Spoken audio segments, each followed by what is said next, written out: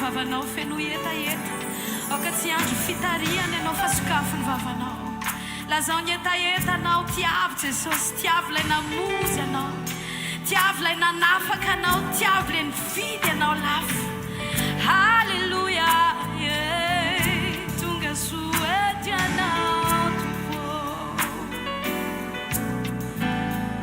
mandro soa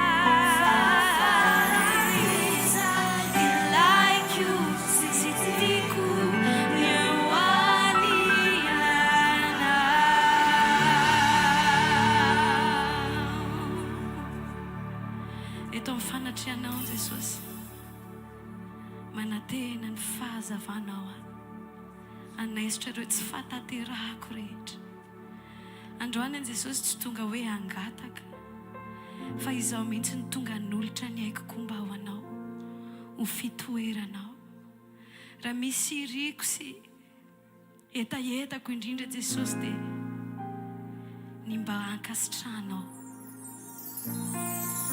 mba ho isan'ny olona ho lazainao koa tsirairay avy aminay hoe nahita olona araka ny foko fa fenoany fanaona masina androany aoka nova visainana aoka anaisitra folotika aoka andevina fitsaratsarana aoka izay Jesosy iandrandra mafy an'izany taloha izay tamin'ny fotoana tsy nalalana dia mieritreritra foana hoe rehefa feno fanamasina dia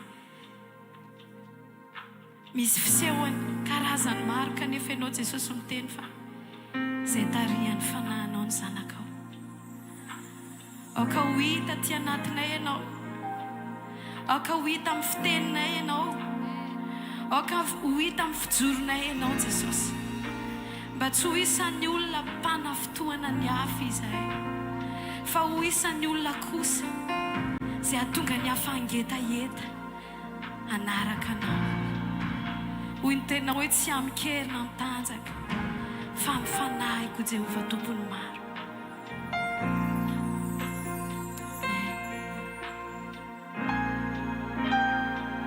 fenoy anao izay fanamasina tsy amikerina amin'ny tanjaka fa mifanahy hoy ny teninao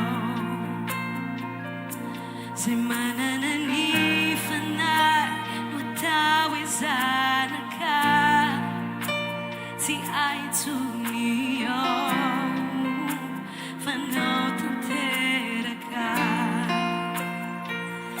tariwa fanahy masino ovaya ulumbawofa fianao alalizay timatimatiwa pukwa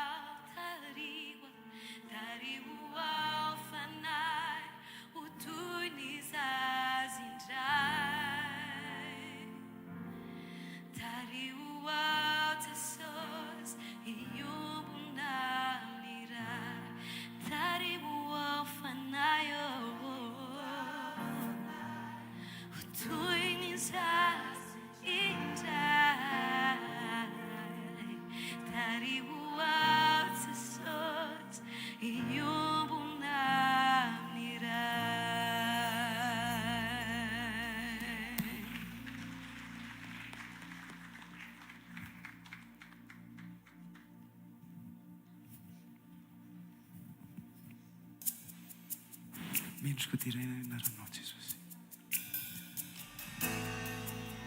Sandra ilay Andriamanitra isy mpanjakanay.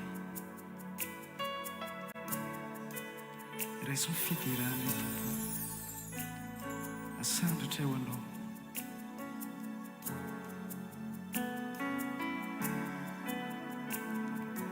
Mendrika ny fidirana ianao lay Tompo tsy toy,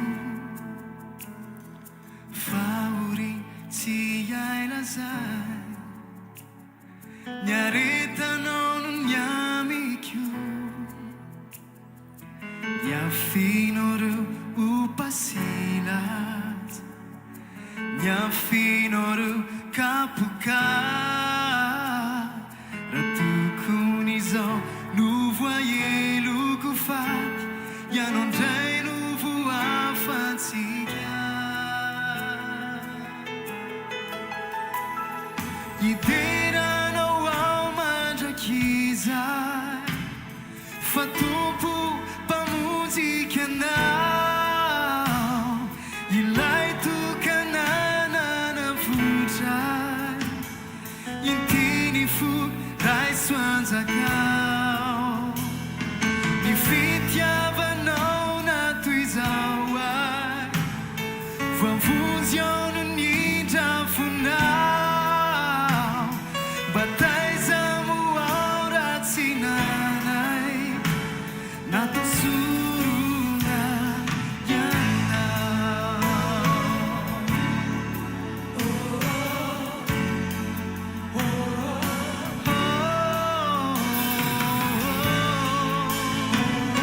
Jesosy, mendrika anao, mendrika ny fidiranay, ianao ry Tompo tsy toy, fahori tsy hay lazay, ny aretanao no ny amiko, ny afinao reo ho pasilaty, ny afinao reo kapoka, raha tokony izao no voaeloko faty, ianao ndray no voafantsika.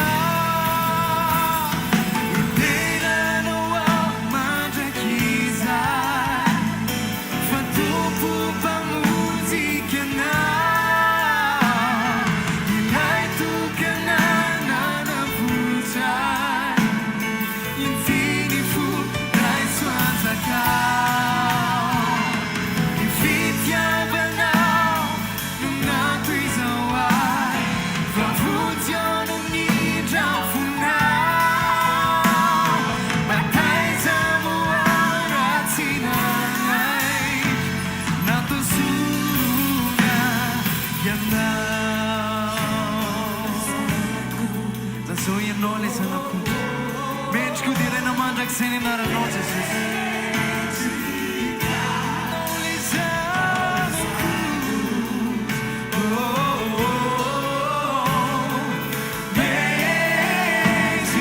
mendrika, ianao lay zanako,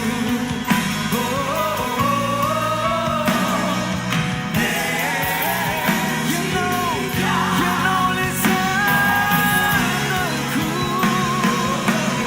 mendrika anao Jesosy.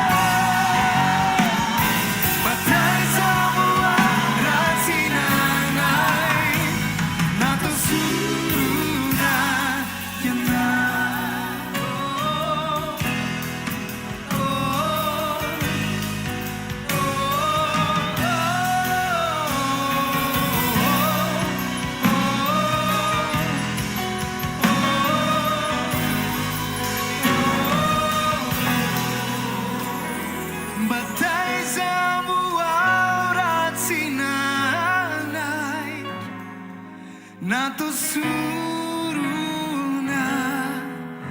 ianao.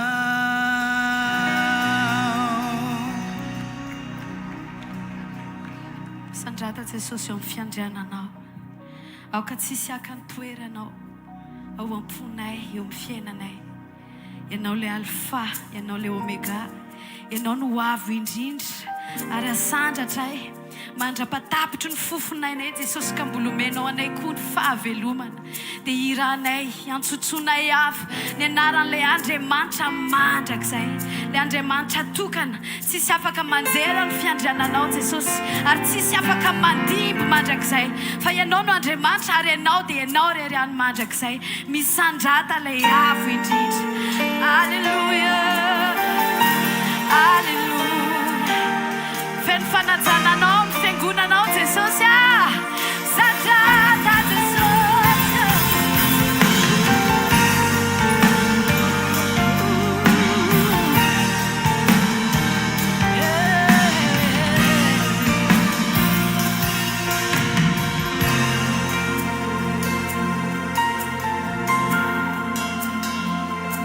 Ianao no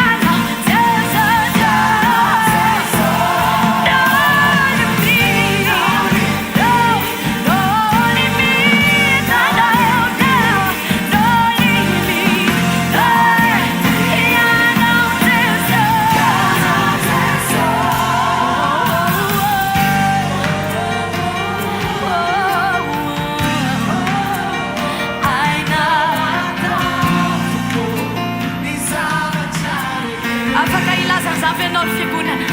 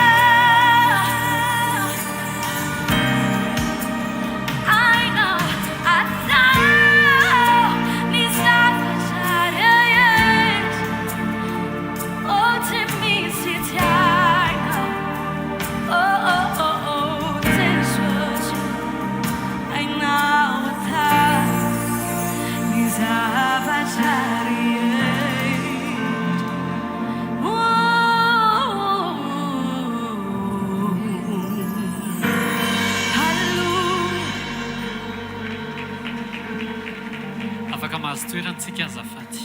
Alleluia.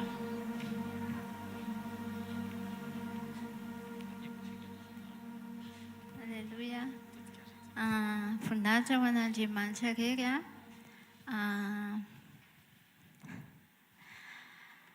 efa ela be nanaraka an'ity mpandaharana ity tamin'ny fahitalavitra fa zao vao nisy olona nitondra anahy teto zany elaela kely zay dia ny zavatra tena tsaroko natao anatin'ilay fahitalavitra zany le hoe mianatra toepo nefa ny fandaharana tamin'izany ohatry ny hoe li miracle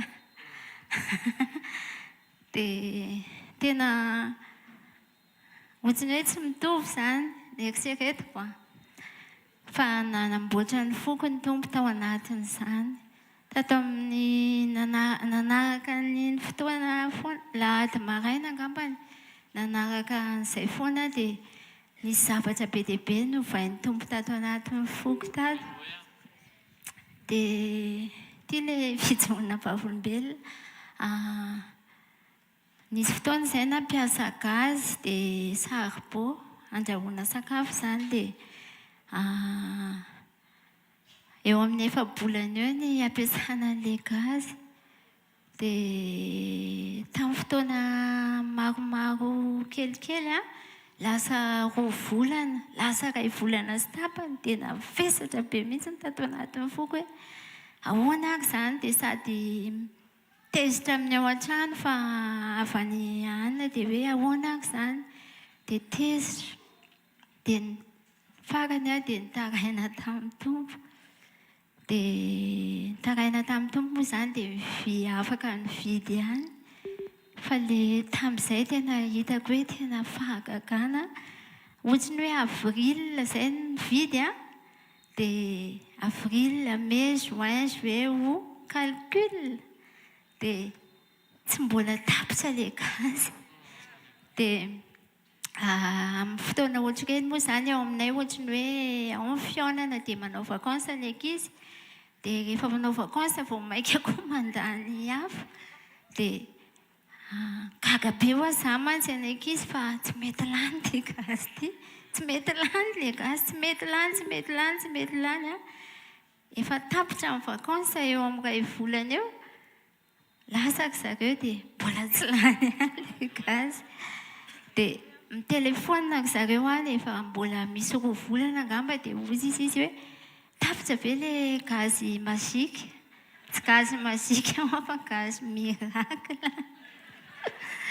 dia tamin'ny fotoana mety mihitsy tena hoe tsy niteny hoe oko izay fa tamin'ny fotoana mety nahatapitra an'le izy tena voninahitra ho an'Andriamanitra Alleluia.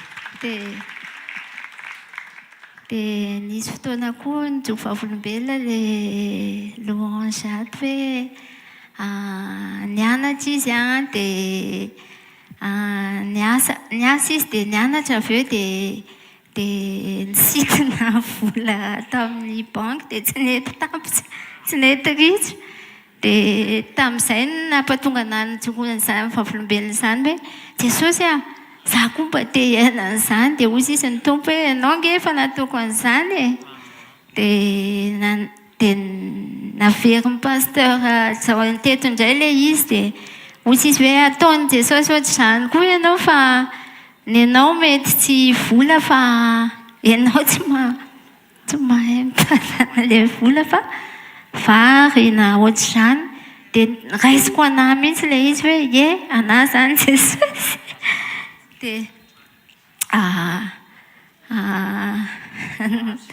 dia le vary a dia nisy vary dia natao calcul ohatran'le isan'andro dia lehilahy be dia be ny tena miara misakafo aminay dia arakaraka ny anaovana be dia be an'le vary a dia ohatrany tsy mety risa le izy a nihinan-kanina elaela ihany a voninahitra ho an'i Jesosy.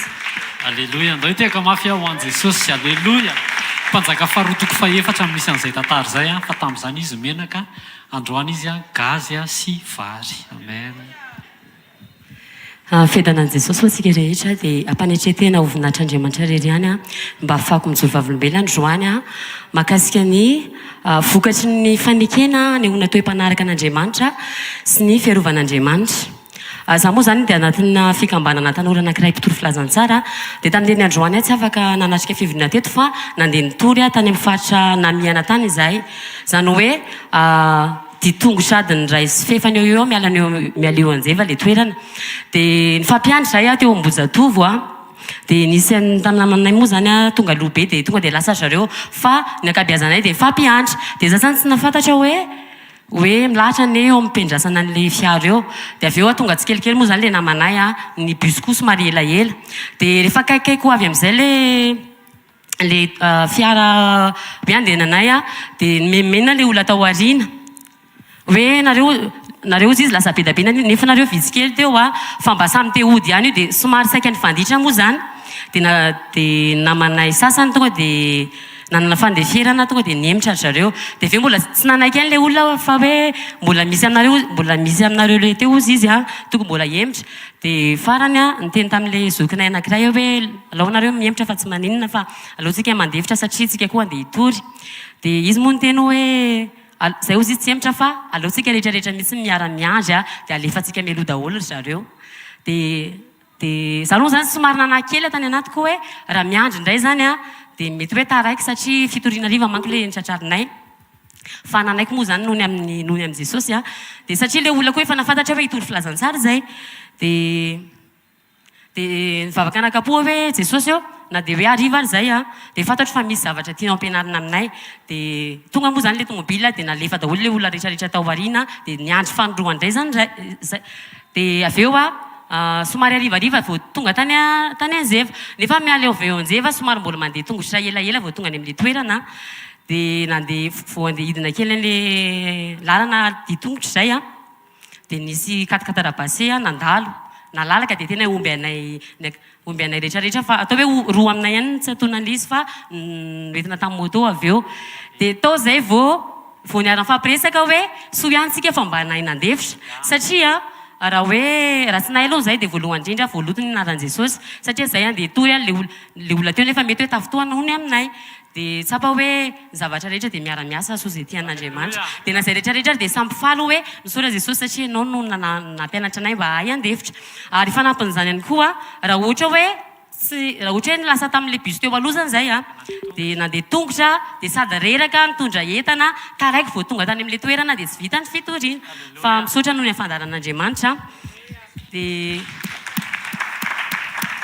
dia manaraka izay ihany koa vao tonga tany a dia nandamindamina entana dia avy eo dia anentana teo tanàna zany dia nisy ombiny roa asy nandeha hody a dia avy eo le namanay a namelona an'le bafla zany dia taitra be le omby a na hainao an'le izy dia tonga dia nitsoka nandofotra moa zany dia le namanay le zokinay anankiray a saika hatratra an'le izy fa nahay niala kely dia izy le nahay niala iny a niazakazaka le omby andeha hanantona anahy tena hoe direction mankaty aminahy mihitsy zany fa ataon'Andriamanitra hoe nitalalana hitsoahana zany dia nianjery za sy le namako anankiray a nianjera teo amin'ny kirihitra kely anankiray zay fa tena marina raha tsy nianjera zany dia voatoton'le omby a ary variana ny tsabo anateo le ekipanay rehetrarehetra fa tsy tanteraka ny fitoriana fa misaotra an'Andriamanitra ny amin'ny fiarovany a dia zavatra tena tiako zaraina koa hoe raha hoe sehitra n'izany raha hoe taloha zany dia mety hoe natahotra niatrika an'le izy fa ny zavatra tsapako a na dia teo amin'le omby anantona anahy arany tsy natahotra ny kely arany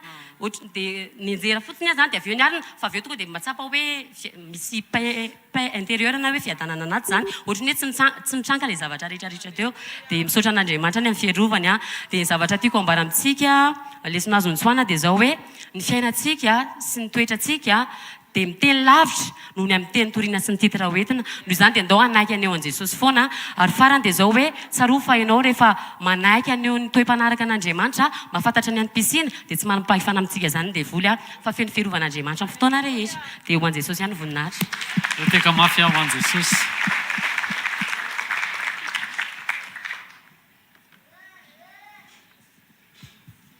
Thank Jesosy daholo tompoko amerina voninahitra ho an'Andriamanitra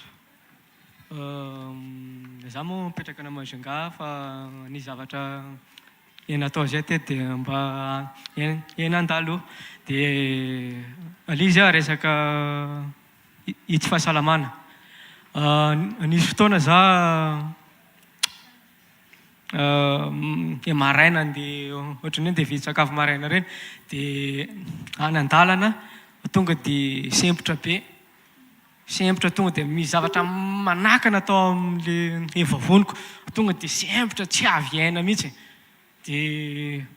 dia nalizy a dia rehefa avy eo hoe nieritreretina hoe rivotra na ohatran'izany dia afaka le izy ohatrany hoe misotro rano mafana afaka dia misy fotoana indray le izy mivierina indray dia ohatran'izany amin'ny fotoana itsam-pozina mihitsy dia misy fotoana koa tonga dia manotika be le kibo manotika be tsy hay hoe maninona dia tamin'ny dia mpanompon'Andriamanitra afara ny tana Majunga iny dia nisy vavaka atao mitoby dia mba hanandeha teo za mba mivavahana sy ohatran'izany a dia averina amin'Andriamanitra mivoninahitra fa afaka le izy nitesteko le izy hoe fotoana maromaro dia jereko le izy tsy niverina intsony nefa anatin'izany misy fotoana ohatrany hoe may faible zany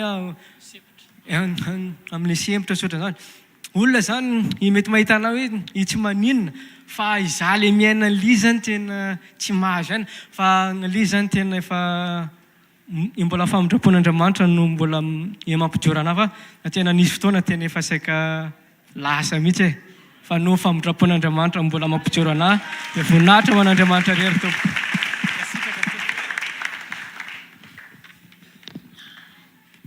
Alleluia ndao tsika hitsangana fitianiko vetivety fotsiny le témoignage teo dia manasanao hitsangana ao anatin'izany le témoignage voalohany a ny témoignage dia ndraindrayntsika mieritreritra hoe adinon'Andriamanitra zany. Ndraindrayntsika mieritreritra hoe ny anahy zany fa ny anahy. Fa le témoignage n'ilay ranaba voalohany teo hoe mba te hisitraka an'izany dia naverin'i Jesosy le tao amin'ny mpanjaka faharoa toko fahefatra le menaka tsy mety ritra ao dia izay misy eo dia ampy. Amen. Mpanjaka faharoa toko fahefatra vakeo rehefa niantrano ianao dia tao amin'ny jaonina toko faharoa koa le rano lasa divay izay nahidina teo dia ampy ho an'ny rehetrarehetra. Tonga le déclic satria nisy témoignage. Mety misy olona kivy zao eto hoe ny zareo zany fa manaitra Andriamanitra ao anatin'ny témoignage hoe tsisy adinonana ray ary. Amen. Tsy adinony ka anao. Témoignage faharoa ozy izy le ranabavy teo hoe rehefa manaiky tsika tsy titra le izy fa tsika mamoaka ny fiainan'i Jesosy, mamoaka an' Jesosy. Mety hoe misy toe-javatra manery fa ny antony io amohanao ny toe-panaraka an'Andriamanitra. Jereo amin'ny masony io akaikinao dia teneny hoe avoay le toe-panaraka an'Andriamanitra hoe dia avoay le vokatry ny fanahy. Amen. Fa rehefa avoakanao reo, rehefa hita eo Jesosy zay nisy eo ny zanak'Andriamanitra, tsy manam-pahefana aminao ny herin'ny devoly. Amen. Témoignage fahatelo manasitrana Jesosy. Rehefa antsona izy dia manasitrana. Amen. Tena andaontsika hisaotra an' Jesosy fa tsy any amin'ny testameta taloha, tsy any amin'ny testameta vaovao, fa hatramin'ny androany izy ilay tsy miova omaly sy anio ary mandrakizay. Andaontsika hisaotra an' Jesosy fa tsy misy adinoina na iray ary. Amen. Tsy misy adino zany. Mety efa nahatra mantona maro ny kanao fa te hiteny aminao matony verina ny témoignage. Tsisy adinoina eto. Ty hafa mafy ho an' Jesosy. Mety mahatsiary voatery ianao voasehatra aza mahita sehatra, aza mahita fanerena, fa mety eza fotsiny amoaka le toe-panaraka an'Andriamanitra. Tsy star zany.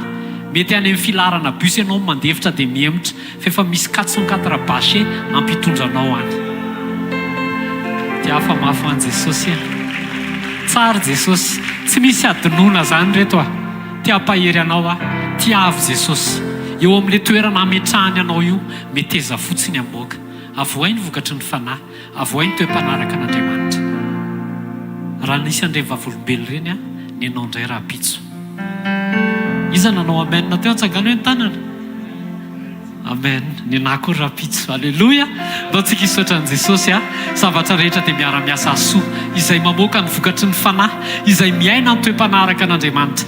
Raha amin'ny anaran'i Jesosy misaotra anao zay ny amin'ny zavatra izay ampandalovinao eo amin'ny fiainanay, fa eo no ahafahanay mamoaka ny toe-panaraka an'Andriamanitra. Eo no ahafahanay mamoaka ny vokatry ny fanahy. Eo no ahafahanay mamoaka ireo toetra tianao ahitananay. Jesosy tsy any amin'ny titra, tsy ao amin'ny toerana, fa any amin'ny toetra izay mamoaka anao Jesosy. Mpisandrata Jesosy fa zany rehetrarehetra zany dia miara-miasa aso rehefa tianay ianao, rehefa manaiky izay amoaka le vokatry ny fanahy. Misaotra fa rehefa miantso anao zahay dia mitodika ianao ary manasitrana anay. Misaotra Jesosy fa ianao lay source, ianao lay loharano tsy mety ritra Jesosy. Raha naseho anao zany tao amin'ny mpanjaka faharoa toko fahefatra, tao amin'ny jaonina toko faharoa dia azonay isitrahany zany na dia androany ary. Misaotra Jesosy tsy manantena ny ahitan'izany zay, fa manantena ny hitany fakasitrahanao eto amin'ny fiainanay, manantena iainanao eto amin'ny fiainanay, manantena izay ho afaka amoaka foana ny vokatry ny fanahy amin'ny fotoana rehetra mba ho fifalianao ilay mpahary anay. Mpisandrata Jesosy mpisandrata ray mpisandrata fanamasina eto amin'izao toerana izao averinay ho any aminao ny dera sy ny laza ary ny voninahitra mandrakizay atsika rehetra iarahanao hoe amen. Andao tiaka mafy hidirantsika ao amin'ny teny. Alléluia. Daontsika ity tanana mafy be ho an'i Jesosy mpanjaka ny mpanjaka sy tompony tompo. Mino aho fa amin'ity takarivo ity dia misy olona eto manantena ny fiasan'Andriamanitra eo amin'ny fiainany. Raha misy ny faniriako ambony indrindra Andriamanitra dia ny anapahatsapana ny fisianao eo amin'ny fiainako, ny fomba anao, ny fanatrehanao. Zasy ny momba manontolo Jesosy eo, ny fanahy aina tena ny andavanandrom-piainako. Tsy toy izao raha tsy teo ianao atsangana an-tanan'izay olona tena hoe ohatr' izany. Androany ianao tena natsapa misy hoe tsy ohatr' izao ianao androany raha tsy teo Jesosy. Aza hidiny reny tanandreny a mitiafa mafeo ampanjaka ny mpanjaka sy tompony tompo. Alleloia. Izy aloha amin'izay olona tonga eto ny tena miandrandra fatratra sy mametraka ao anatin'ny fony miandry an'izany fampiakarana zany. Tsy nofinofy fa tena ao anatin'ny fony mihitsy hoe zay ny andrasanao eto. Ataovy ohatr'ireo tsara hoe ny tananao. Mino afitsika rehetr'ireo le miambona tsara. Alleloia. Ao anaty fijoroana amin'ny sitrapon'Andriamanitra satria ho akaran' Jesosy. Asio tia tanana mafy be ho an' Jesosy. Misy teny zay hoe rehefa miakatra ny fampahoriana amin'ny mamantona mihitsy ao anatin'le mamaivay tsara iny dia misasak'alina hoy izy ny tenin'Andriamanitra. Nisy nyantso tao amin'ny feo mahery hoe indro ao amin'ny Mateo 5:20 tamin'ny mpapakatra. Halleluja. Feo mamantona lena renove.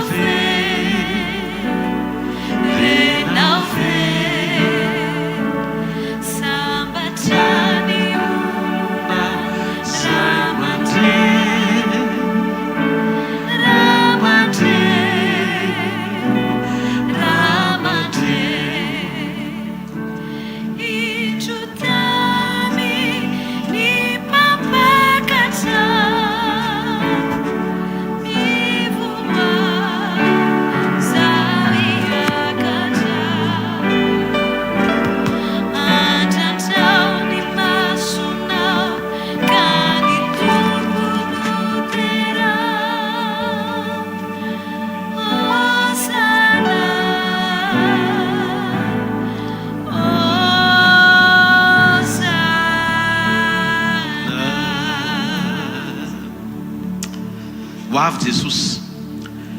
Ny tenin'Andriamanitra izay hozaraina androany dia nampitondraina ny lohateny hoe lalam-panomanana ahazoanao antoka ny fampiakarana anao ao anaty fiombonana. Mino amin'ny takarivo ity fa zay rehetra miandry an'izany fotoana izany dia alala sy zavatra rehetra tokony ho ataony ao anaty fijoroana iambenany ho amin'ny fiverenan'i Jesosy. Raha eto izay olo izay dia tiako izy tia tanina mafy eo an-tompo a mahazo ho toerana tomboky lahy sy tomboky vavy. Alleluia.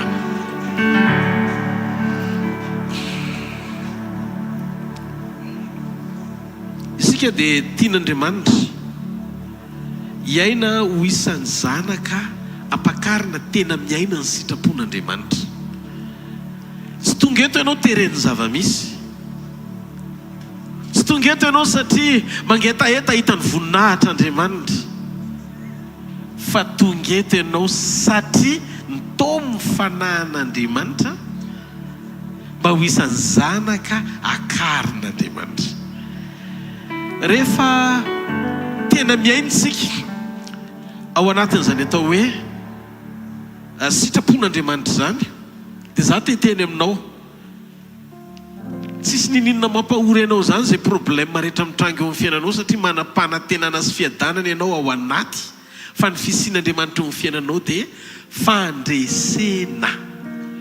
fandresena isan'andro.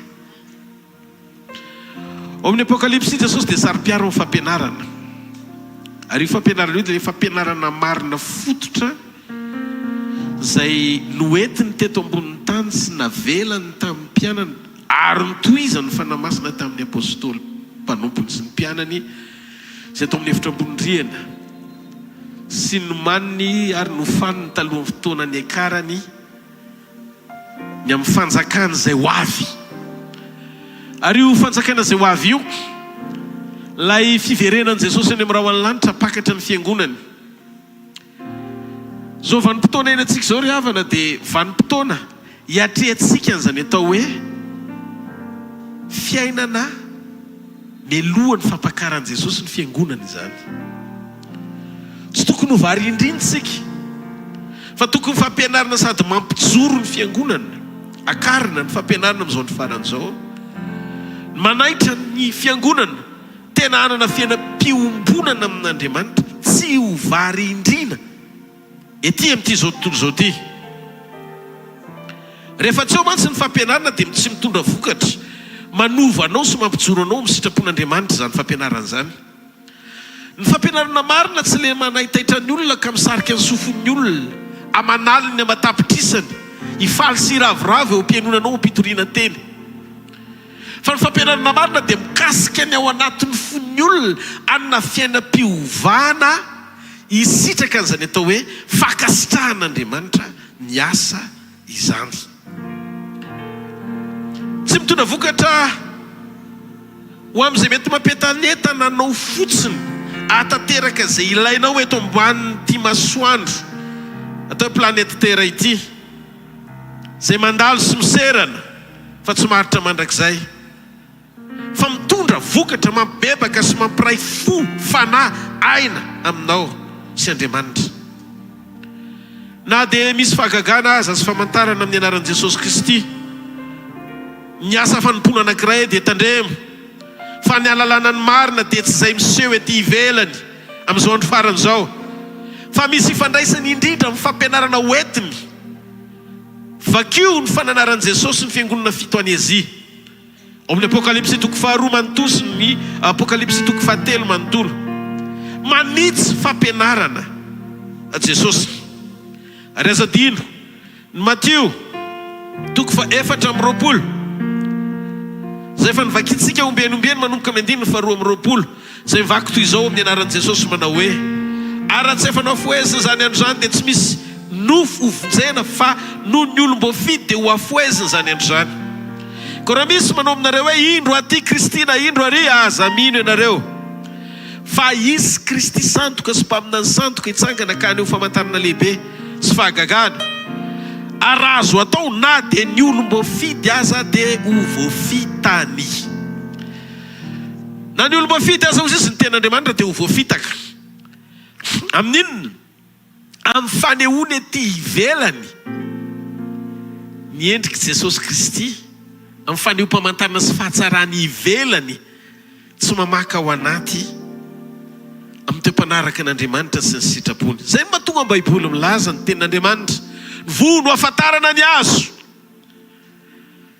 Ny azo tsara tsy mety mamovo ao ratsy, ary ny azo ratsy tsy mety mamovo ao tsara.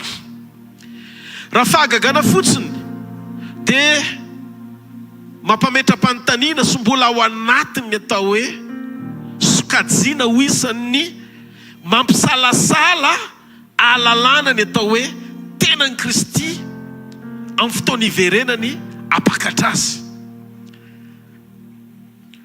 Dao tsika anome fanoharana kely anankiray eo amin'ny bokin'ny Genesis. Ty tantara ty dia fantatsika loatra. Tantaran'i Jakoba nangalatra ny fisokiny Esau.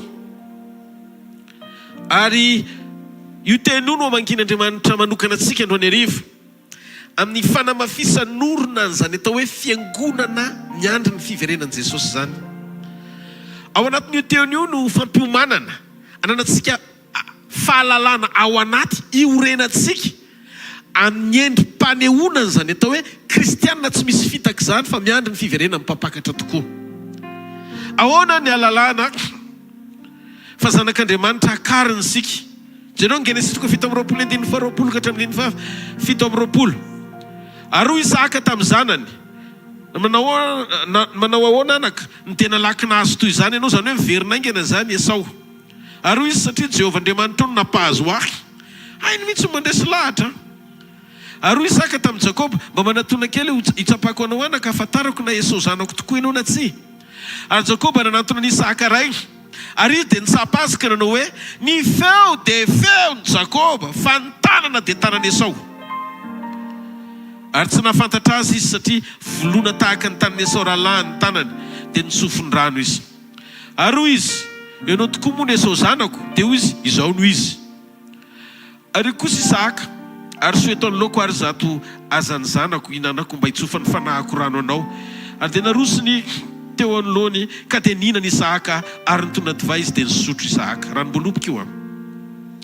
Ary hoy Isaka rainy taminy: mba manatona kely fa ka manoroa anaka. Dia nanoroka azy izy ka nanoroka azy, nanantona izy ka nanoroka azy. Ary Isaka nandre ny fofony fitafiny dia nitsodrano azy ka nanao hoe: ny fofony zanako dia tahaka ny fofony sazy ny tahin'i Jehova. le tsodrano mivoaka avy amin'ny fofona fa tsy avy amin'ny feo. Hiditra tsika ao anatin'ny fampianarana manaitra anao. Anatsokintsika ao anatin'ny fampianarana io an Jesosy sy ny fiverenany hiatrehanao azy androany. Inona zavatra tiany soratra masina sy ny ten'Andriamanitra lazainy eto. Jakoba dia nanao izay mitanany rainy amin'ny endrika ivelany. Amin'ny endrika ivelany fotsiny. Mikarakara izy izay fomba rehetra ahafahany misitraka ny tsodrano. Azahoany an'izany tsodrano izany fotsiny.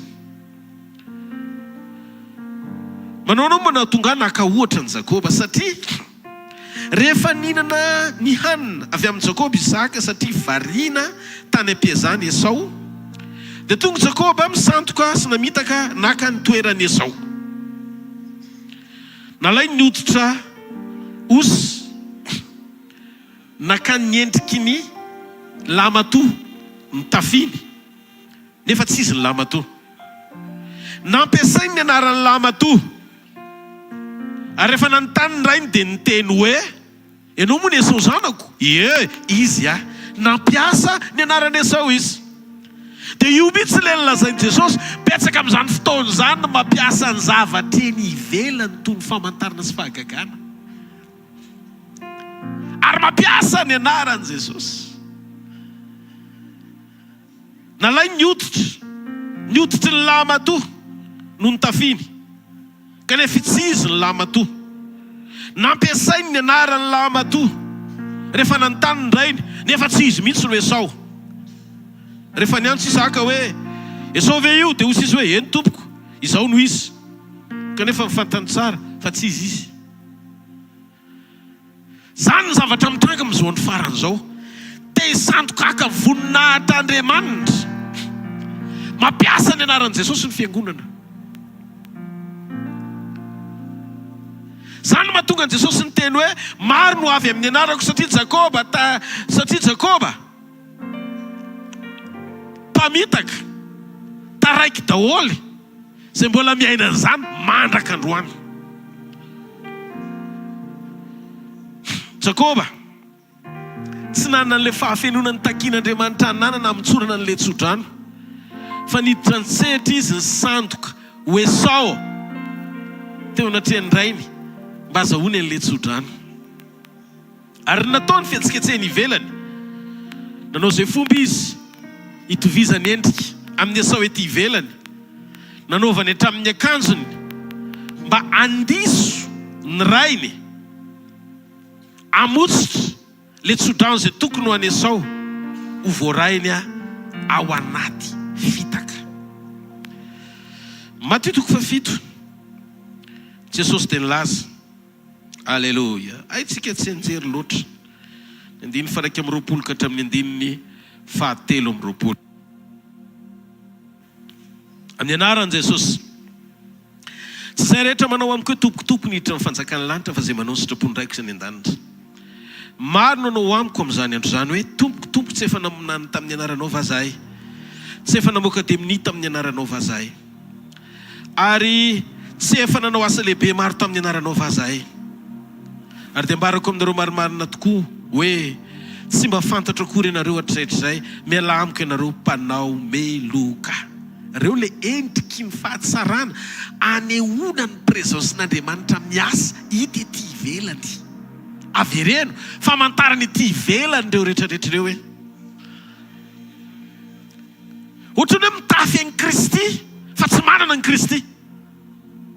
Ary tsy ho fantatry Kristy satria eny ivelany ny endrika tia nanehoana mahampanompon'Andriamanitra fa tsy manana fototra toe-panaraka an'Andriamanitra hampakarana sy halalana azy.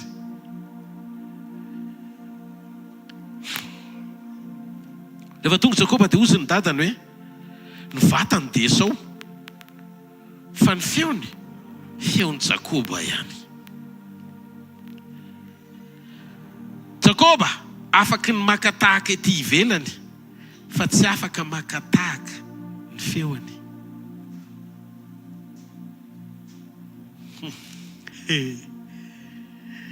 Nafitana ho azy Andriamanitra ny fanehoam-pamantarana fata amin'ny foana ny marina any anatinao rehefa misokatra amin'ny vavanao. Inona le feo? Le feo voice, hoy sisy ny teny anglisy, na feo. Io feo io le fampianarana.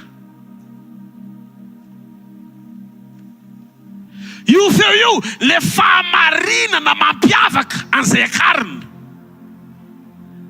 Ny fiantraikany zavatra lazainao eo amin'ny fiainan'ny olona miaino anao. Andriamanitra tsy naniraka antsika natsotra tanana, fa Andriamanitra maika ampiasa ny vavantsika ho fantsona am-pelantanana, ho fantsona am-pelantanana hitondra ny feony. Zany natonga n'Andriamanitra ministeran'i Moïse. Ny vavany aloha no tian'Andriamanitra iaraha-miasa voalohany. Mandany ianao mankany amin'ny Farao dia zao tenenina azy fa Mosesy ny nanda tsy mahay miteny fa mbola mibatabata fiteny. Dia hozy izy Andriamanitra hoe raha mibatabata fiteny ianao anangana tena amin'izay a. Dia vokatry le teny, le message sy tonga na tonga n'Andriamanitra nampiasa fa ny mpamantarana tamin'ny tena ampanekena amin'ny Farao amin'ny hery sy fahefana fa momba azy Andriamanitra, momba ny Mosesy Andriamanitra. Fa rehefa tapy nandeha ny fotoana ny verenan'Andriamanitra mandeha ny fandresendahatra ampiasa feo. Ozy izy teneno vatolampy nefa tsy Farao indray fa mbola miverina tamin'ny tena ihany Mosesy. Ny alalana fa avy amin'Andriamanitra ny asa fanompona anankiray dia mitondra ny feony sy tena le etaeta lalina ho anatin'Andriamanitra ho an'ny fiangonana. Miala tsiny tompoko, ny etaetan' Jesosy dia ny atonga an'izao tontolo izao andray famonjena. Somary teka n'Andriamanitra. Ny mampiavaka an' Jesosy dia izay nanirandray azy mihoatra no roampaminany rehetra teo aloha, olombelona tahaka azy tahaka anao ny rahany. Fa ny mpamantarana efa nisy hatrany amin'ny testamenta taloha, fa ny mpahagagana efa nisy hatrany amin'ny testamenta taloha, ny fananganana maty efa nisy hatrany amin'ny testamenta taloha. Fa ny famonjena ny andro ny fahatongavan'i Jesosy teo amin'ny hazo fijaliana, maty, nitsangana tamin'ny maty, niakatra ho any an-danitra mba hatateraka ny famoronana vaovao, ahatonga anao ho olom-baovao. Tsy misy idirana na itovizany amin'ny teo aloha intsony fa antsoina hoe zanak'Andriamanitra. Mbola tsy nisy zany zanak'Andriamanitra zany raha tsy tateraka ny famonjena. Noho izany tsy maty ho azo teo amin'ny hazo fijaliany Jesosy raha tsy tateraka ny fanovananao amin'ny fotoana iverenany itafy le tsy fahalovana tahaka ny endriny, ary zany no antony fanantenan'ny fiangonana. Halleluja! Ny fiangonana marina tsy tonga eto an-tanintsika mba hiaina ny famantarana sy ny fahagagana fotsiny, fa tonga eto an-tanintsika anomana ny fotsika ho ankonana miandry ny fiverenan'i Jesosy ho ampakarina.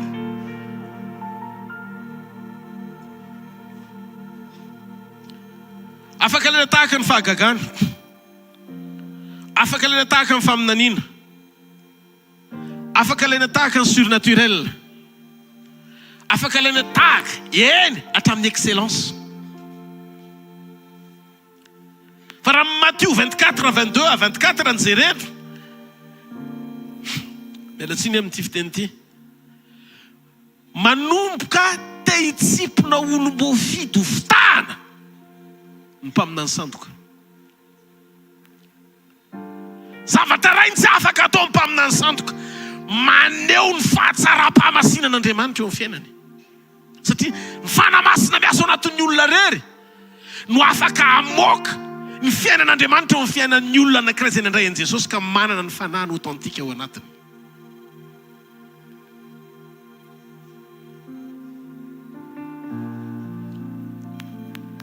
Ny alalan'Andriamanitra anao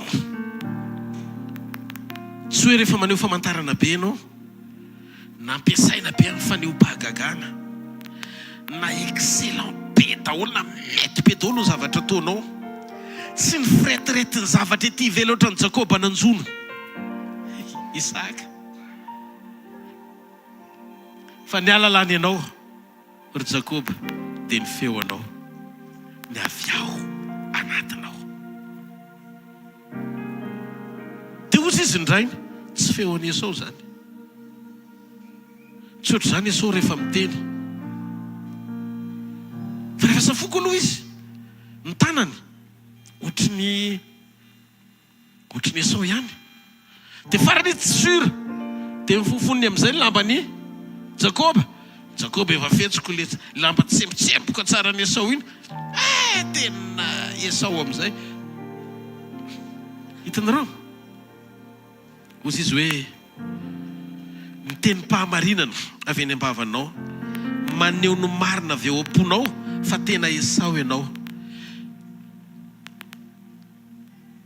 na Jakoba ianao, ary fantatry ny rainy fa tsy Esau izy fa Jakoba.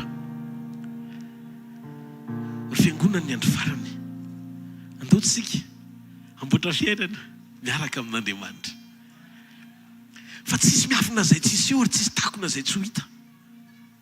Satria raha ho avy Jesosy hiverina pakatra amin'ny fiangonany, tsy ireo zavatra eny ivelany ezanao andresena lahatra azy, mahafapo azy. Satria ninonino ny heverinao fa famantarana misy izy ny ainga tamin'ny vovoka. Ianao ve ireire hifaninana amin'ny Jesosy fa ianao amin'izay ny Jesosy androany, satria 20 maty natsanganao mba hazaketrina fa izy ny ainga tamin'ny vovoka.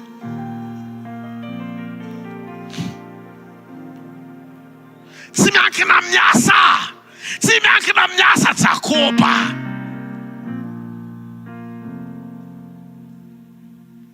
Raha hiveriny Jesosy dia zao no lazainy. Hozy izy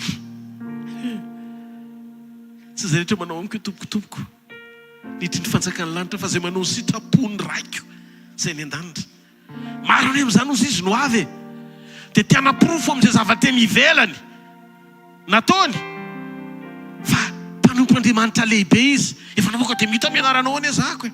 Asa lehibe tamin'ny anaranao nefa nataoko firy reny.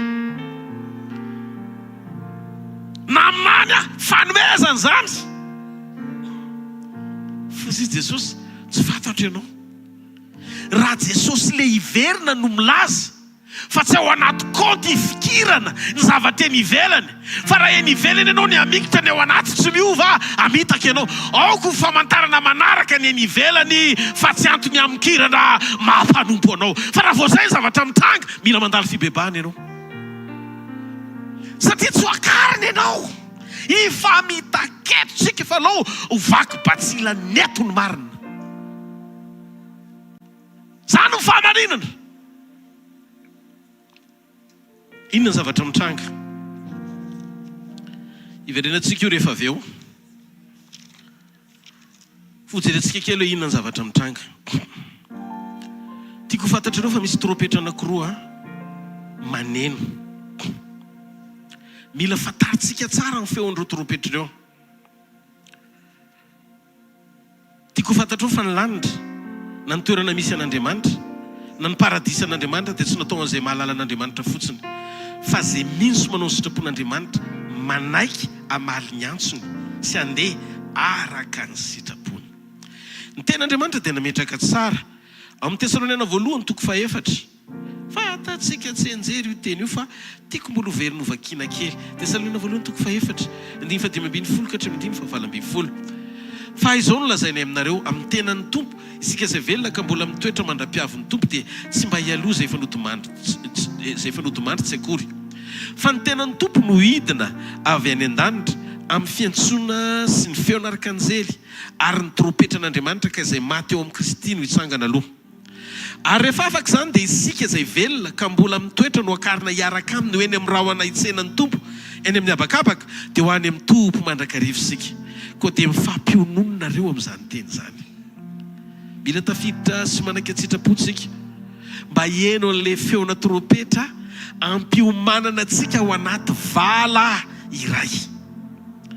Aizy io vala anankiray io tsy eto amin'ny tranombokon'olona io, fa ao amin'i Jesosy Kristy io.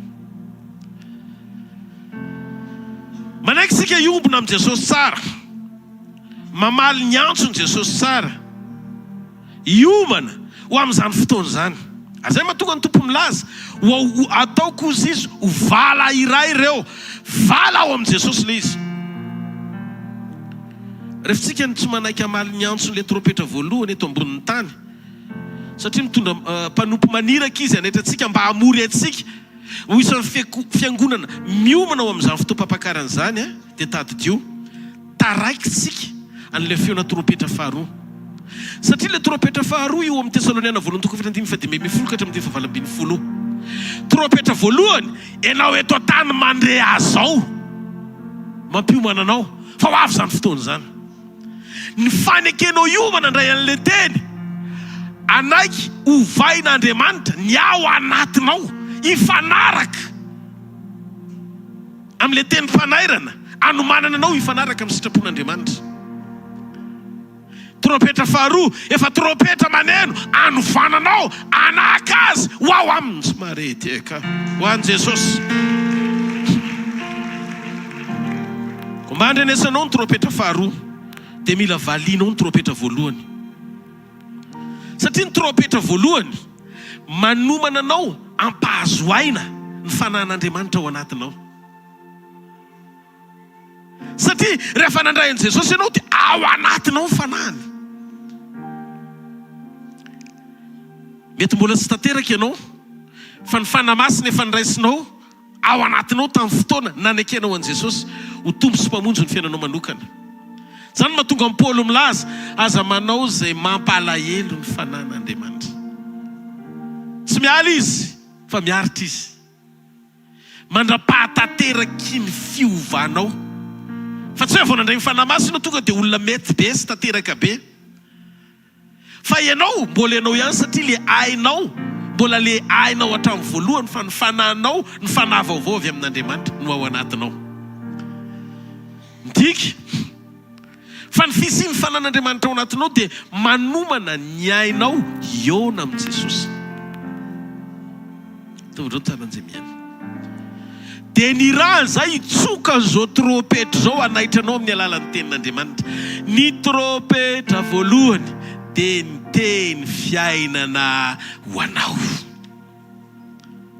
Manaitra amin'ny teny Andriamanitra, maniraka mpanompo maro samihafa Andriamanitra, ary ny alalana amin'ny feon'io trompetra io dia zao le fahamarinan'ny teny mampiomana ny ao anatinao iandry ny trompetra faharoa zay siza fa ny fiverenan'i Jesosy ny amiraha ho any lanitra apakatra ny fiangonany. Manana kristiandrasantsika ary trompetra tokony tonga dia horentsika amin'ny fotoana ny enony, satria ny trompetra voalohany zao lazaiko hoe ara-nofo manatsofiny ianao afaka mandray azy, fa ny trompetra faharoa sivana amin'izay ara-panahy le trompetra faharoa zay tsy ao amin'i Jesosy tsy handray azy. Zay no mahatonga ny fanamasina mbola tsy lasa mandrak'androany fa mbola ao anatinao maharitra ny fanamasina, satria manomana anao akariny izy. Zay ny mission farany atao amin'ny fanamasina eto ambonin'ny tany.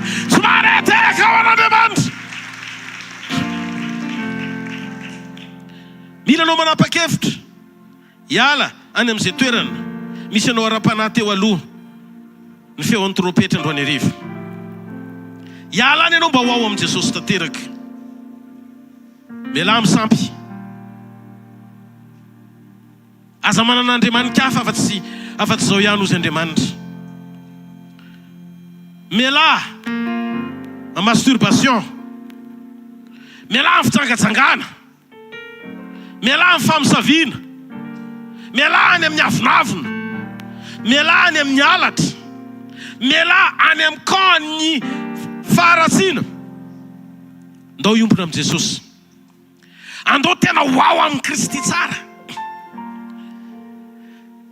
Aza atao vonjy rano vaky ny fitadiavana an'Andriamanitra, satria misy mahatery dia ilaina Jesosy. Jesosy tsy mpamany izay mahatery ianao fa Jesosy mihitsy ny fiainanao.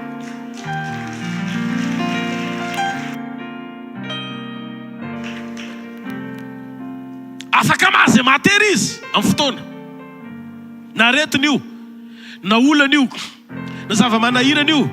Jesosy Kristy avy any Nazareta no ilainao, fa aza vela hifantoka amin'izany ny fifantohanao. Ataovy izay hifantohana amin'i Jesosy. Efa nenona ny trompetra faharoa e, efa akaiky ny fotoam-pampakarana antsika e, ary izay be fanazavana mbola tsy vonona amin'izao antso fampiakarana zao. Manahitra anao fa raha ny famantarana sy ny zavatra hita maso dia manodro ny fahakekeza ny fotoana io. Andao iova, andao ifandray tanana, andao iombona, andao ifankatia, andao anao fa Kristy velona ao anatsika. Halleluja. Aza resina ho fitsarana anao ry fiangonana. Ny antso izay ataon'ny Tompo aminao, fiangonana anie ianao tsy dénomination ny fiangonana fa olona. Eny amin'ny raha lanitra tsy misy anareo hvkl zany. Any amin'ny intérieur misy an'izany. Eto. Fa ny tiany Jesosy ho atsangana eto, sy ho atsangana amin'izao ny farany zao. Tsy anara-piangonana, tsy dénomination, tsy mpanompon'Andriamanitra ampiasaina. Jesosy Kristy avy any Nazareta no ilaysika. Kristianina ny hitako any an-danitra.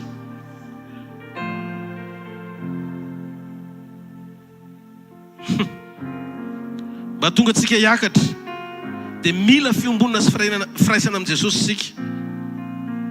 Teniny androany. Eto ianao dia efa manomboka tokony hanapahatsapana fiadanana. Misy fiadanam-po ao anatinao. Azahoana tsony izay fomba fijery taraiky rehetrarehetra. Raha vao eto ianao tsy voavonjy dia tonga dia eritrerety tsy miakatra ny dikan'izay. Zay no mahatonga antsika mandroso isan'andro anahaka an' Jesosy. Manahaka an' Jesosy mila voavonjy ianao. Jereo masina kaiky no tena mila azo antoka ny famonjenanao tsy hoe nandray azy fotsiny ianao hoe teneno izy Communal fa manana azy, fa mila mandroso ianao hoe ho tonga fananany. Tsy marety ka ho an'Andriamanitra. Mba fantatrareo hoe fa mety maro ny tsy andray ny trompetra faharoa. Raha vao tsy manaiky mandray sy mamaly ny trompetra voalohany ianao dia tsy afaka andray ny trompetra faharoa, satria ny trompetra voalohany manaitra anao hiombona amin'i Jesosy, anahaka ny toepon'i Jesosy. Ianao ne miova ao anaty dia miampita eo ivelany. Le fiovana avy any anaty voaka ety ivelany. Ny toeponao sy le teo aloha tsony. Ianao zany raha ohatra ka eto le fahamarinana tsy zakanao satria ianao mbola te hiaina ho fanao zao tontolo zao. Dia amin'ny fomba ahoana ny azaka ny fanahy masina anao anovanao tahaka an' Jesosy, satria malaina be mihitsy ianao ny aina amin'ny fiainany dia ny eto ambony tany samy manan-javatra andrasany sika. Misy hoe raha izaho nanarako moa Jean, fa raha i Jean sy ny ankonany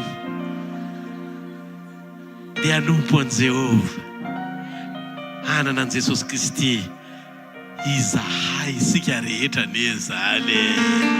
Ndao itiatanana mafy eo an'Andriamanitra. Raha eto ianao manomboka zaka amin'ny fanahy masina, tarihy ny fanahy masina tsara, mandrena ny feon'Andriamanitra, tena matahotra an'Andriamanitra, vao maneno trompetra faharoa io ianao manjavona voalohany. Amen. Na miara-manjavona tsika. Trompetra faharoa ara-panahy fa tsy ara-nofy eto an-tany. Tsy ohatran'ny klaksona akory io. Dia misy any misy klaksona non. Fandrehetra maneran-tany andreny faneniny eo ara-panahy. Zany no antony mahatonga an' Jesosy ny laza fa misy roa mpandrina indray ho raisina indray avela. Le izy aza miankina fotsiny hoe dadanay ny anay efa mivavaka be na mamanay efa mivavaka be na mivadiko mivavaka be na tantinanay pastera mihitsy izy ny lehibe amin'ilay fiangonana io dia ohatry miononkonona any amin'ilay pastera ny sainareo. Tsy voatery ho tafaraka hiakatra amin'ilay olona heverinao ianao, na mety ilay olona heverinao fa tena pastera be koa mitavela avy ianao mety lasa. Ny hoe miaino ny trompetra voalohany dia manaiky hamaly ny antso Jesosy amin'ny fanolora tena tsara miombona aminy. Ny hoe miaino dia miombona miavana amin'i Jesosy. Ary tandremo tsara fa mety ianao ilay lasa fa tsy mivadinao, ary mety tsy mivadinao indray fa ianao mety tavela ny zanakao raha tsy miambina raha vao manana safidy. Mety ho ny vadinao fa tsy ianao, mety ho ny zanakao indray fa tsy ianao. fa engane ho iaho tompoko lahy sy tompoko vavy mba ianareo menakavy.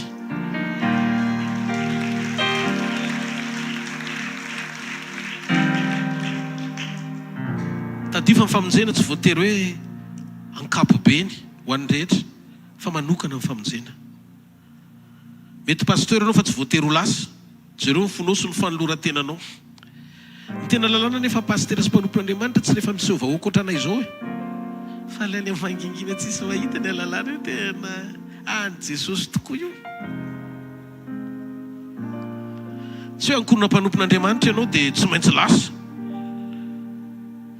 Manaka an Jesosy daholy aloha dia n'izao. Tsy valim-bavaka io fa fiainana. Fiainana anaty fiombonana. Tsy hoe valim-bavaka indreniko ilay tonga manentanitra na dada mivavaka hoa dia tonga teto ofisy.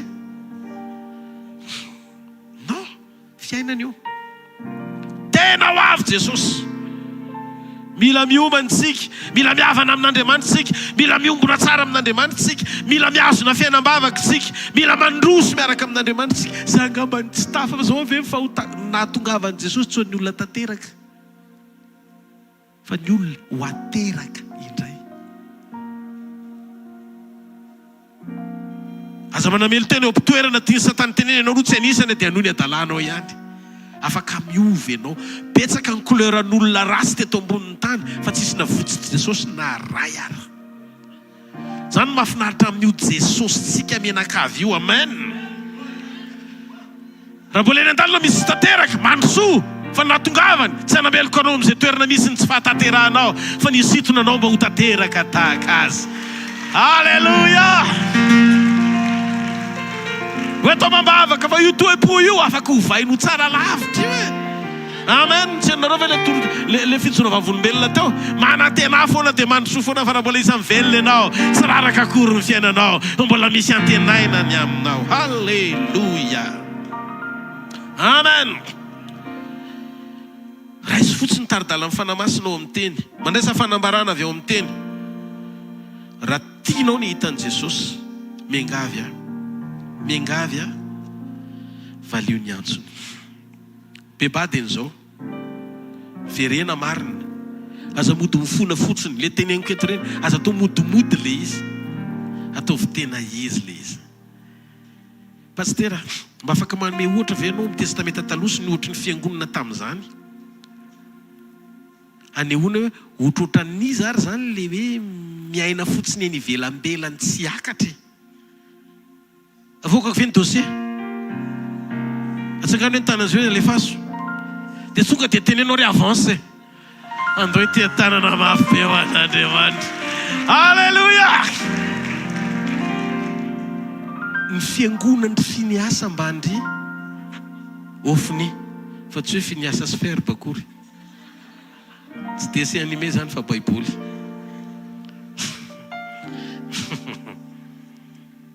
Samuela voalohany toko faharoa 9:40. Inona ny zavatra nitranga nataon'ny zareo manompo an'Andriamanitra izy ao amin'ny zareo ny fiara-fanekena satria eldadany mpisoron'Andriamanitra. Dia inona ny zavatra nataony? Samuela voalohany toko faharoa 9:40. Ary raha misy olona manao taminy hoe hodorana aloha ny sabora dia amin'izay vao alainao zay sitraky ny fonao dia novaliany hoe tsia Finiasa fa omeo ankehitriny izao ihany fa raha tsy zany dia alaiko akeriny. Mazonareo ve zany zavatra izany? Fa ka dia lehibe indrindra ny elokrozatovy ireo teo anatrehany Jehova satria alan'ny olona ny fanatitra ho an'i Jehova. 9:20.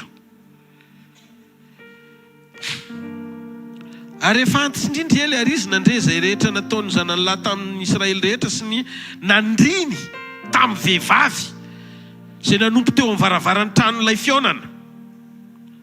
Mba fantatrareo ve zany? Mandroba fanatitra ry zareo. Mbola tsy dorana akory araka ny fanao vao omena ho amin'ny mpisorona fa alainy mata.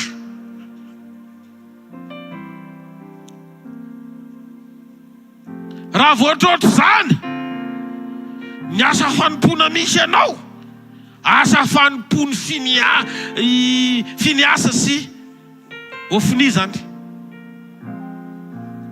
dia inona zavatra anankiray andrindry zareo ny olona ao amin'ny andrindry mandry amambra nakasitany Jehova very zareo raha fanompona tsisy mifankasitrahan'Andriamanitra inako ny aleoko any raha iandro fampiakarana aloha mamantatra an'izay zavatra ao anatin'ny fo mba hitana an'Andriamanitra le izy tsy amin'ny zavatra eny ivelany zany ny atao mpiatsara velatsia tsara ivelany fa ny ao anaty fasana ary ao koa fisotroana koa ny ao amin'ny tempoly Samuela voalohany toko voalohany 7:20 andeha vavaka iana mivavaka dia nilazainy elo hoe fa esory aminao no nitokanao satria efa be dia be le misotro tao koa dia very fa le vehivavy tonga amin'ny fanompona hisotro toka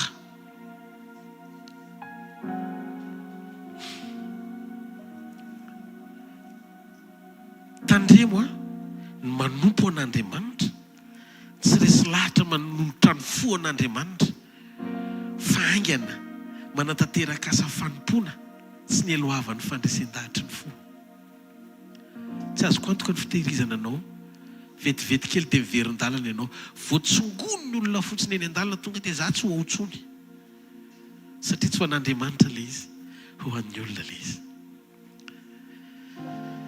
ao amin'ny tempolo ao misy Finiasy mandry amin'ny vehivavy mijangajanga mandroba fanatitra tsy miraharaha ao amin'ny tempolo nataon'ireo toerana fisotrotoka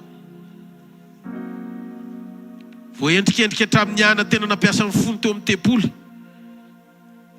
zay ny everany elo hoe tena misotro toka ianao satria mitovy amin'ny rehetra ihany dia ozy izy ny tompo ao amin'ny Isaia 9:17 Isaia 9:17 ny anaran'i Jesosy dia hoe tokoa ny tendrombohitra masina ka mpifaliko eo an-tranoko fivavahana fanatraodorana sy ny fanatitra hafalatsadra dia ankasitrahana eo ambonin'ny altarako fa ny tranoko atao hoe trano fivavahana ho an'ny firenena rehetra dia Jesosy ny teny eo amin'ny boky Mateo 7:20 Halleluja misy mieny ve eto Mateo 7:20 9:17 Jesosy ny teny anio dia ozy Jesosy taminy efa voasoratra hoe ny tranoko atao hoe trano fivavahana fa ianareo kosa manao azy ho trano fieren'ny jiolahy Andriamanitra nanao anao ianao le tranony ao ny Saint-Esprit ao ny fanamasina trano fivavahana nanaovany ianao fa mahagaga tsy dia voly nanao l'izy fa ianao nanao an'izy ho trano fieren'ny jiolahy mialika ao ambany safidinao ny devoly mamatotra anao amin'ny fahazaran-dratsy zay mahatonga ny apokalypsy milaza ho an'ny fiangonana fito tany Azia fa misy anankiray amin'ireo manana ny seza fiandrianan'ny Satana ao anatiny nefa milaza ny tenany apôstôly kanjo tsy izy maro ny tafotohana rehefa mitory an'izao teny zao a mieritreritra fa mitsara ny fiangonan'Andriamanitra amin'izao ny faran'izao averiko ty fahamarinany ty eto amin'ny altara ho an'izay manaraka nyty fampianarany ty tsy miresaka olona na fiangonana na asa fanompona fa ny rana hitondra zao antso zao ho trompetra maneno ho amin'ny fiangonana ho alo voalohany indrindra raha iomana koa ampakarana ho ay aloha ny teny fa tsy any teny ho anao koa ny teny raha isy fantsina raha mbola misy tsy mety iainana fa tsy ho tafakatra efa akaiky ny fotoam-pampakarana raha isy ho fanomanana ny fonao zany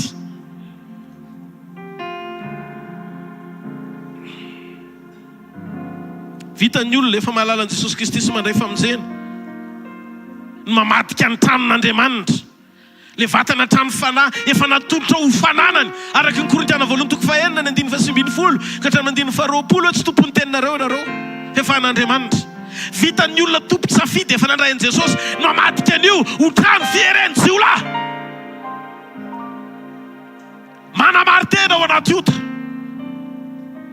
lasa tempolony ofinisy Finiasy anjakany toka sigara rongony fitsangajangana fianapalitona mibebara olona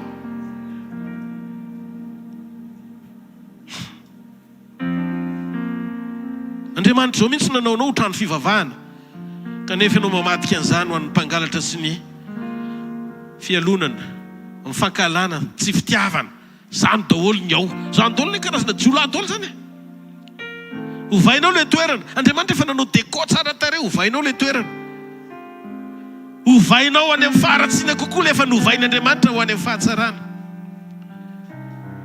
dia teny aminao fotoana zao iverenanao amin'Andriamanitra izy lay tadiavin'Andriamanitra iza le izy dia ho faranako tsy mila Jakoba mpamitaka eny ivelany Andriamanitra fa te hanangany Israely mifampitolona aminy Peniela averiko tsy mila Jakoba mpamitaka Andriamanitra fa mitady Israely aza tonga dia angena miteny Pasteur Rodolphe efa Israely aza ao tsy tony tamin'ny taona lasa tsy ilaiko hoe eo maso kokory zany zavatra zany anao sy Andriamanitra any le izy ho asy Andriamanitra any amin'izay toerana misy akoho le izy satria tadio tsy maintsy novanao Israely aloha Jakoba fa raha tsy zany dia toy ny fampahoriana izay iainany satria le mpamitaka ny tsy maintsy hiarany fitsarany Esau ne tsy maintsy ho avy fiverenan'i Jesosy ao amin'ny andininy fa 7:20 ao amin'ny Genesis 3:30 hitantsika ny zavatra mitranga fa iny tokoa Esau tsy maintsy ho avy nantsoka ny Esau tany anatin'ny lalana izay netretany hoe iainany fanambinana sy vokatra ty ivelany azy Jakoba dia tsy hita fitsaharana izy satria tsy mbola ny anarany nentiny hatramin'izay mandra-pionany tamin'Andriamanitra ny ilainao ry Jakoba mandositra tsy tonga dia miona amin'ny Esau fa miomana mialohan'ny fotoana iverenany Esau hovainao Peniela ianao mba hifankahita sy hifampitolona amin'Andriamanitra mba hiovany Jakoba ho Israely olo mba hovaony mila miona amin'ny Esau fa tsy Jakoba taloha tsy mahareteka ao an'Andriamanitra tsy mahareteka ao an'Andriamanitra zany ny antony nandrana anay ho toerany Peniel ty toerany ty toerana hifanenana ao amin'ny teny hifampitolomana ao amin'ny teny rehefa miatrika ny teny ianao mety misy fahazarana tsy te hiala ao anatinao fa mifampitolona amin'Andriamanitra ianao miady ianao dia zao ny nataon'Andriamanitra tao anaty ady mivika amin'ny fotopeny Jakoba izy nisy kilema marary ny ala amin'ny fahazaran-dratsy fa rehefa resin'Andriamanitra dia mpandresen'Andriamanitra satria ao anaty fitolomana hovainy ianao no hovainy fa tsy izy niovo izy tsy miovo maly Seigneur mandrakizay zay ny mahatonga ny anarany sy ny valiny rehefa nanontany Jakoba hoe ary ianao iza ny anarao dia tsy niteny Andriamanitra satria tsy ilaina mamantatra ny anarany aloha fa ny anaranao aloha no hovainy zay ny mahatonga ny olona ao amin'ny Kristy olom-baovao efa lasa Jakoba taloha efa tonga Israely halleluja ny antony ny afatra androany arivo manahitra ny fiangonana mba hifampitolona ao amin'ny efitra mangina amin'ny tenin'Andriamanitra atsangany ny toeram-bavaka isam-piangonana manaova cellule de maison vondrom-bavaka ao an-trano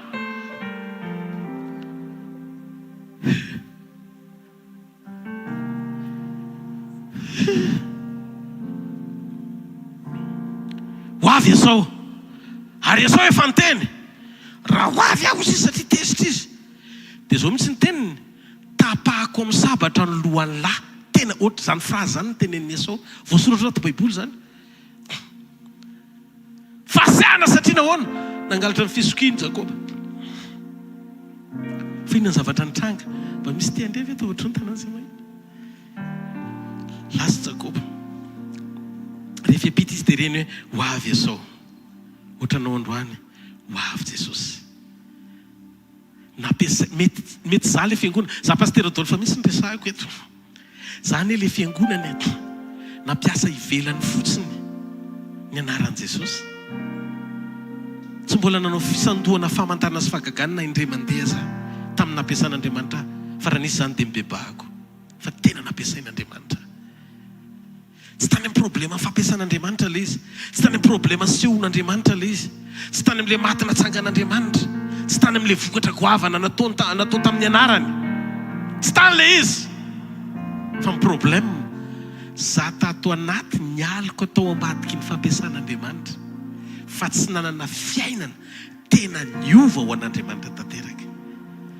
Rehefa avy nandalo ny pasazy ny fampitolomanako tena tsapa fahateram-baovao tena reko le pasazy nitondran'Andriamanitra satria zavatra tsy amboamboarina fa zavatra ao anatiny fonao le fahatsapa-piovana io ny filana ho azy milaza ianao topo tena tsy manana pe mihitsy anampiasainao goavana azy fa inona ny antony satria tsy any ambadiky ny fampiasan'le izy fa le fafinaretany miaraka aminao satria nanome lanja ny fisiny ianao tamin'ny fiainam-pahamasinana sy fiainam-pahamarinana ao anaty fampitolomana asehoy fa resiny ianao fa rehefa mety ianao ho resiny teny ao anaty tolona na klemainao ohatr'izao ianao mivoaka ny adiny izy ka hoany tokony resy fa mbola natsanga ny tanan'i Jakoba dia ozy izy rehefa avy eo anao ny victoire ozy izy. Halleluja! Anao ny fandresena. Androany hariva enory fiangonana mpakarina ny zavatra andrasan'i Jesosy amintsika ny fiakarantsika eo amin'ny vohatra mifandona amin'le teny sy le révélation antsiny le révélation anao zay le Andriamanitra mifampitolona aminao ary ao no anovan'Andriamanitra anao le kizitina taloha lasa antsoina hoe rafaly emem-panahy le mora tezitezitra taloha lasa antsoina hoe natona amin'ny prénom natao hoe rasoft tsy mareteka ho an'Andriamanitra rehefa niakatra tao amin'le tendrombohatra ny fampitolomana novaina ny anarany sy le Jakoba mpamitaka tsony fa le manaiky ho resy na dia ho faty antoko azy ny amin'ny fanahy amin'ny fanetretena zay miasa ao anatiny hovain'Andriamanitra ho olom-baovao ny olom-baovao tsy hoe miafina amin'izay zavatra miverana ampiasan'Andriamanitra azy fa ny olom-baovao manana fiainam-baovao afaka hijoroana hitarafa ny hafa ny fisian'Andriamanitra ao amin'ny fiainana. Efa lasa ny zavatra taloha avereno efa lasa ny zavatra taloha avereno efa lasa ny zavatra taloha. Mafantatrao very Jakoba. Halleluja. Ianao tsy nanaka ny Joba. Halleluja. Sika niantra ny fitsarany Farao fitsarany Esau tamin'ny fitaka izay nataony Jakoba. Tsy misy mpamitaka ho afamainy izany amin'ny fitsarana farany. Tsy maintsy mibebaka fampitolona amin'Andriamanitra aloha manaiky hovainy vao miatrika ny fitsarany Esau Jakoba. Ianao koa ohatr'izany raha hoakariny ianao dia tsisy an'izay tsara ina tamin'izay lasanao fa nanaiky hovana olom-baovao. So rehefa novain'Andriamanitra Jakoba dia lasa ny zavatra taloha hafa mihitsy ny feonan'izy roalahy tena hafa ny feonan'izy roalahy. Jereo ny Genesis 3:3 ny andininy voalohany no jerentsika vetivety mba hovakitsika kely andininy roa fotsiny hovakitsika amin'izay tsy mijanona eto ela be tsika. Ary Jakoba dia nanompo ny masony ka nahatazana fa indro tamy ny papakatra mioa iakatra antantrao ny masonao ny tompono tera hosana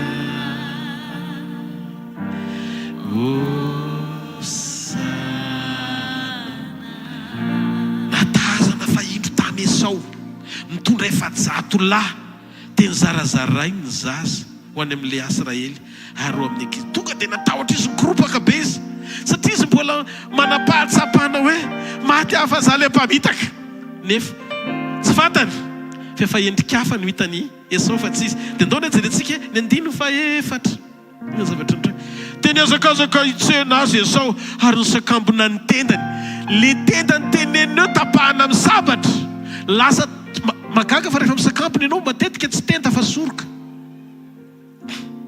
fa nendranao tenda le tenda saika ny tapahana nazo kala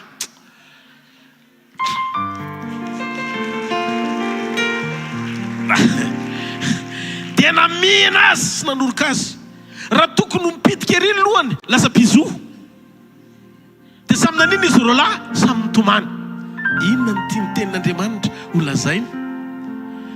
Tandremo ry zao efa lasa ny zavatra taloha. Jakoba ny namitaka anao, Jakoba ny naka ny anaranao, Jakoba nanao ny rehetra atonga anao victime, fa tsy Israely mihitsy.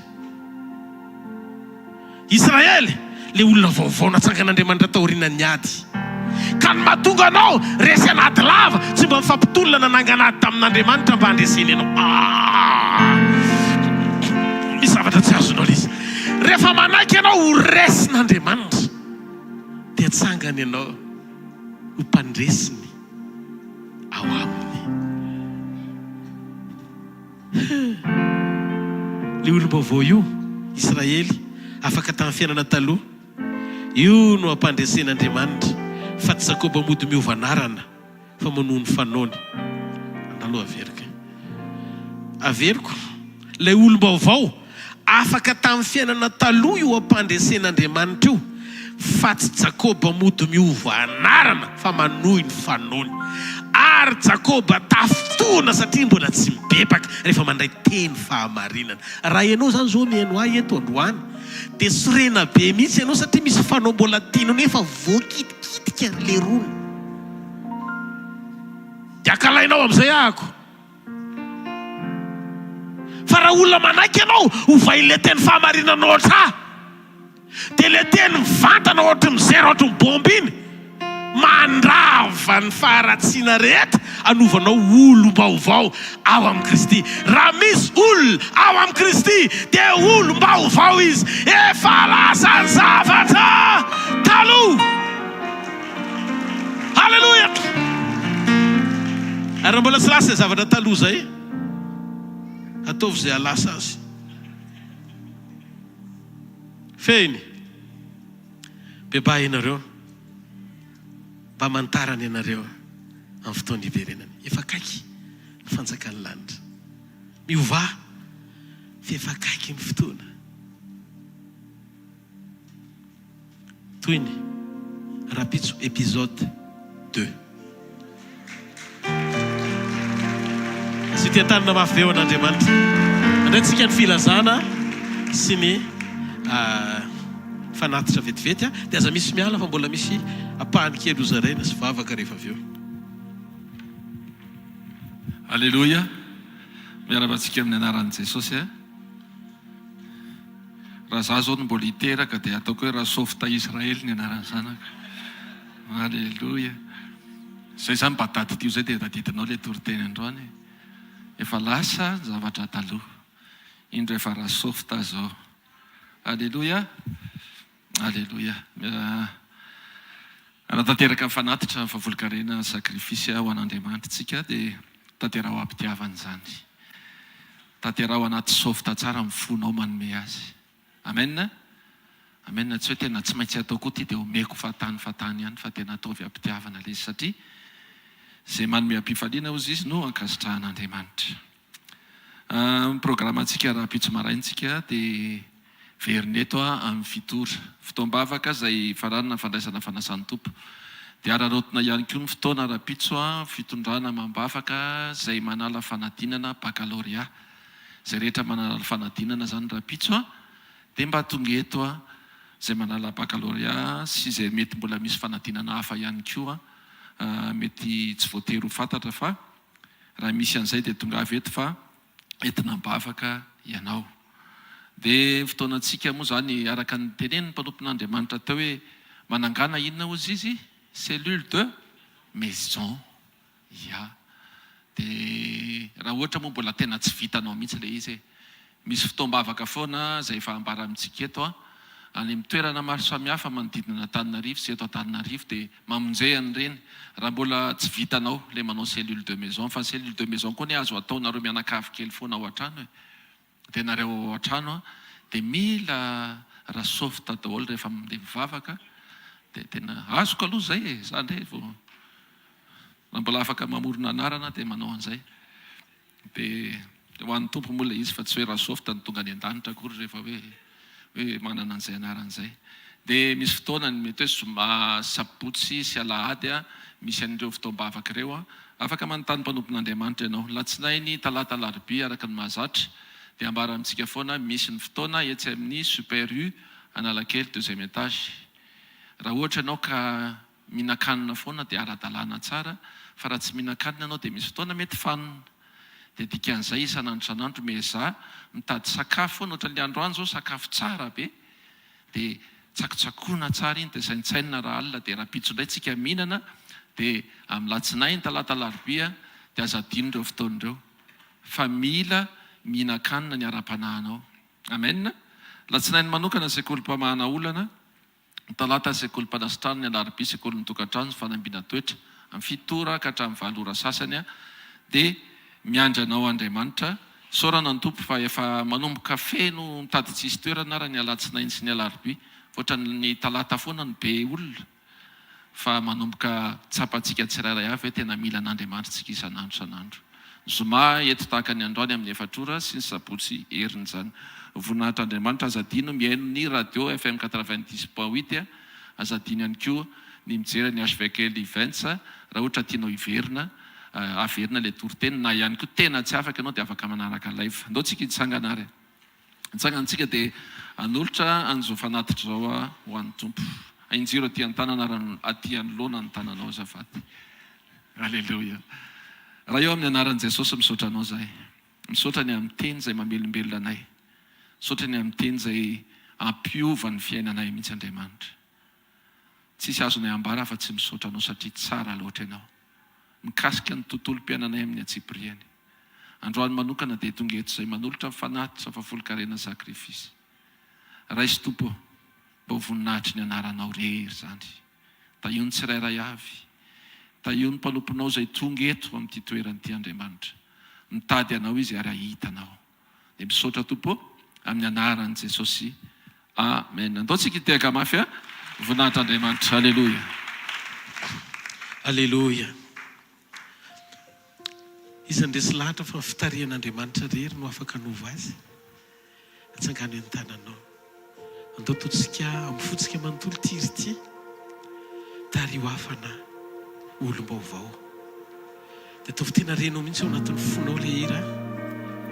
Dia tapitra izay hira izay rehefa avy eo.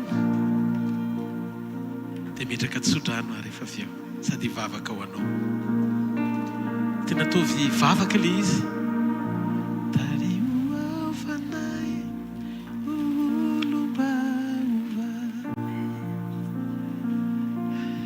Tsy amike na amin'ny tanjaka fa amin'ny fanahy hoy ny teninao zay manana ny fanahy matao hoe zanaka tsy aitsony ao fanao tanteraka.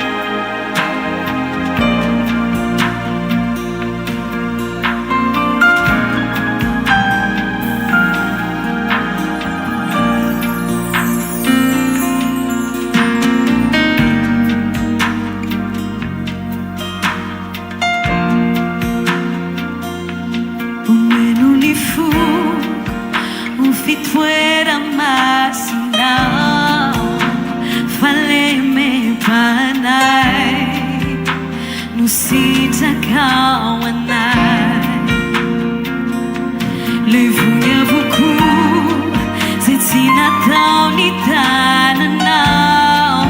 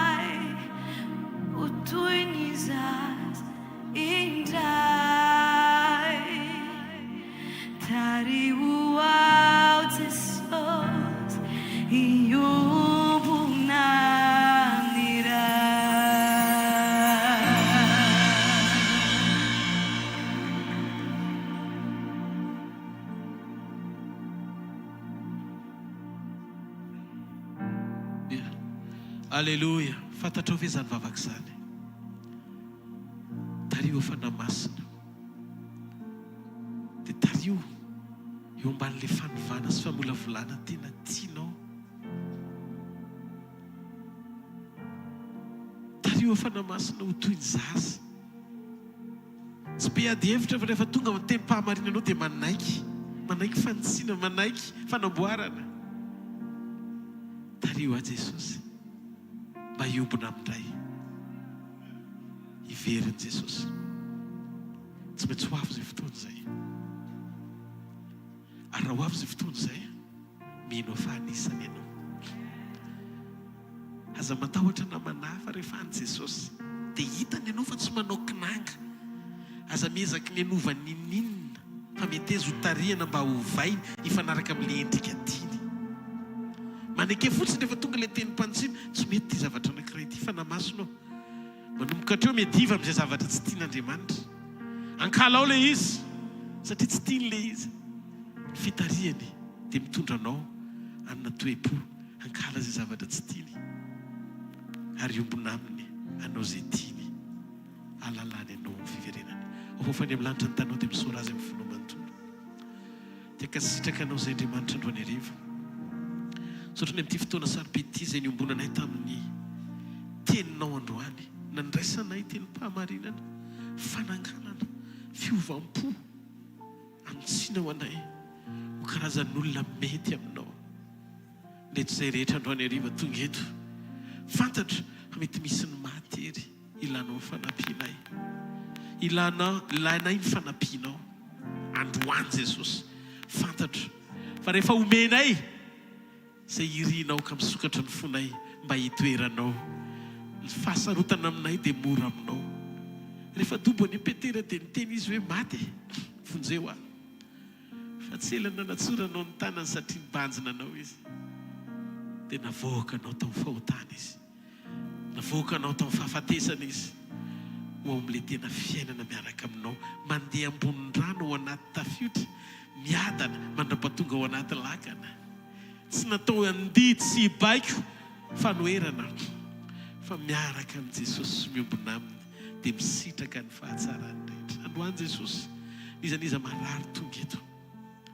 Okatsapa izy amin'izao fotoana izao fefa nikasika ny aretiny ianao.